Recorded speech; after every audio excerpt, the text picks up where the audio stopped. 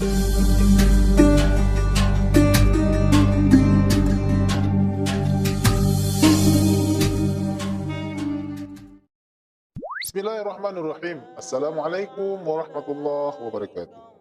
Ada beberapa pertanyaan mendasar yang sering ditanyakan oleh para mahasiswa ketika belajar ilmu lughah atau linguistik.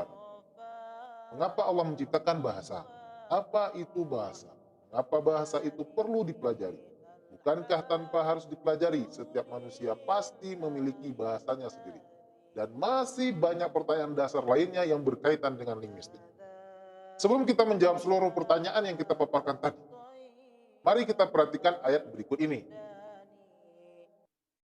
أعوذ بالله من الشيطان الرجيم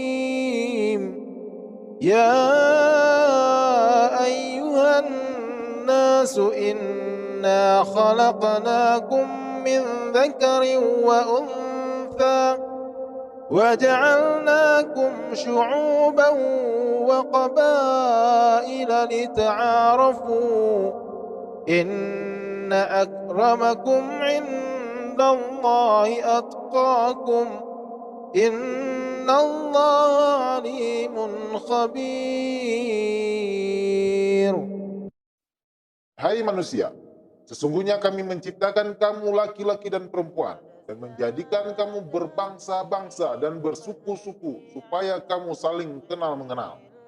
Sesungguhnya orang yang paling mulia di antara kamu di sisi Allah, ialah orang yang paling takwa di antara kamu. Sesungguhnya Allah Maha mengetahui lagi Maha mengenal. Quran Surat Al-Hujurat ayat 13. Allah telah menciptakan manusia bersuku-suku dan berbangsa-bangsa di dunia ini bukan hanya saat ini saja, tapi jauh sebelumnya.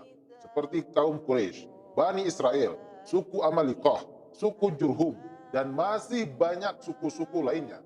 Begitu pula dengan masa sekarang, seperti suku di Indonesia. Ada suku Aceh, Gayo, Bugis, Batak, dan lain sebagainya.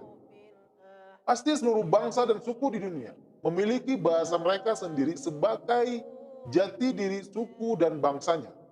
Dan pasti pula tujuan adanya bahasa itu menjadi identitas pengenal di antara mereka. Dan Allah juga memberikan manusia kemampuan berbicara dengan dialek berbeda pula sebagai salah satu alat bagi mereka untuk saling mengenal. Ini menjadi bukti bahwa Allah menjadikan manusia sebagai ciptaannya yang paling sempurna. Allah karuniakan kepada manusia akal dan nafsu. Allah jadikan nafsu yang baik itu sebagai pendorong untuk mereka menjadi hambanya yang paling bertakwa.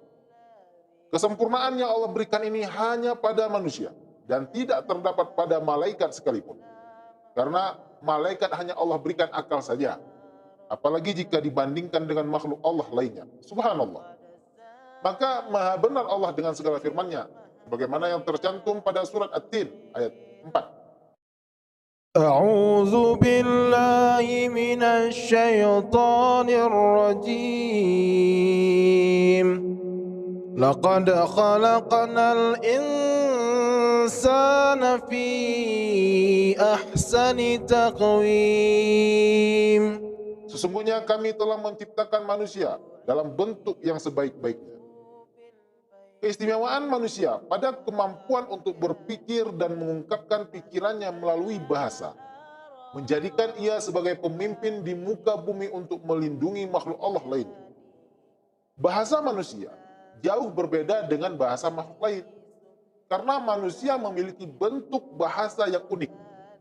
Keunikan bahasa manusia dapat dilihat dari keragaman dan keberagaman bahasa tersebut. Satu kelompok dan kelompok lain memiliki bahasa yang berbeda. Perbedaan ini kemudian menjadi problem dalam berinteraksi antara satu sama lain.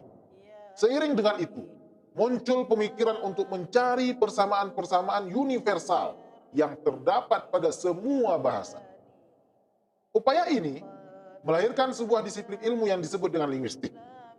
Pertanyaan yang muncul kemudian, linguistik itu apa? Kata linguistik itu berasal dari negara mana? Apa saja objek pembahasannya? Apakah linguistik itu ilmu yang mesti dipelajari? Pertanyaan-pertanyaan tersebut, insya Allah akan kita jawab di video selanjutnya. Sebelum kita akhiri, kita akan menyampaikan beberapa definisi bahasa menurut para tokoh linguistik dunia. Yang diantaranya, pendapat Ibnu Jinni yang mengatakan bahwa al-lughah hiya aswatun yu'abbiru biha kullu qaumin an aghradihim. Bahasa adalah suara-suara yang diungkapkan dengannya setiap kelompok masyarakat untuk menyampaikan keinginan atau maksudnya. Artinya apa? Seseorang akan menyampaikan apa yang ada di dalam benaknya kepada orang lain dengan menggunakan suara-suara. Maka suara yang dipergunakan untuk menyampaikan maksud inilah yang dinamakan bahasa. Begitu juga dengan pendapat Ibnu Khaldun yang menyatakan bahwa al-lughah hiya ibaratul mutakallimi an maqsudi. Bahasa adalah ungkapan pembicara tentang maksudnya. Begitu juga dengan Profesor Dr. Mansur Pateja. Beliau menyampaikan mengenai definisi bahasa. Menurut beliau, bahasa adalah bunyi-bunyi yang dikeluarkan oleh alat bicara manusia dan harus bermakna. Maka jika ada bunyi yang dikeluarkan oleh alat bicara manusia tapi tidak memiliki makna, ini bisa dinyatakan bukan bahasa. Terima kasih bagi yang sudah menonton video ini sampai dengan selesai. Mohon maaf jika ada salah dalam penyebutan kata, baik nama tokoh maupun yang lainnya. Semoga video ini bermanfaat bagi kita semua, dan terus dukung channel ini dengan menekan tombol like dan subscribe bagi yang belum, agar channel ini terus eksis untuk terus berbagi berbagai pengetahuan khususnya yang berkaitan dengan bahasa Arab.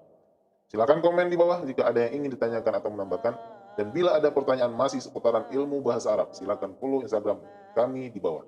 Bisa DM secara langsung. Semoga sekecil apapun amal baik yang kita lakukan akan menjadi amal jariah bagi kita semua. Wassalamualaikum warahmatullahi wabarakatuh.